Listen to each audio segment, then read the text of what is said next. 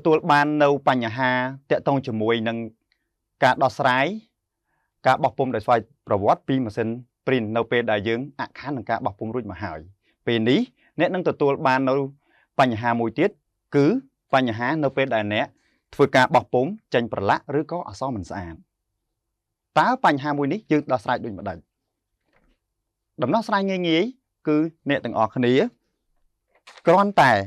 ធ្វើការដកយកប្រអប់ថ្នាំថ្នមបន្ទាប់មកទៀតអ្នកអាចប្រើប្រាស់ក្រដាសស្ងួត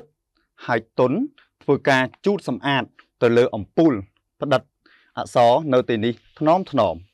បញ្ជាក់ហាមយកក្រដាសដែលក្រាស់ហើយក្រដាសដែលយើង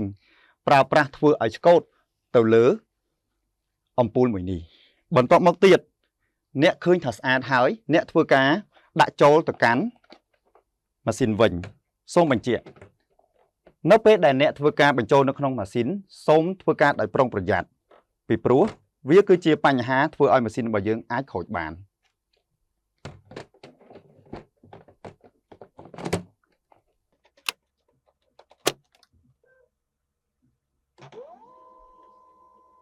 តោះយើងមកមើលលទ្ធផលទាំងអស់គ្នាតាក់ទងជាមួយនឹងការបោះពុម្ពចេញ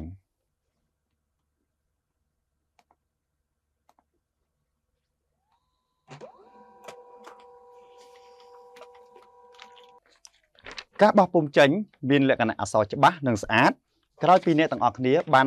សម្អាតទៅលើអំពូលផ្ដិតអក្សររបស់ម៉ាស៊ីនបោះពុម្ពរបស់យើងសូមអរគុណសូមជម្រាបលា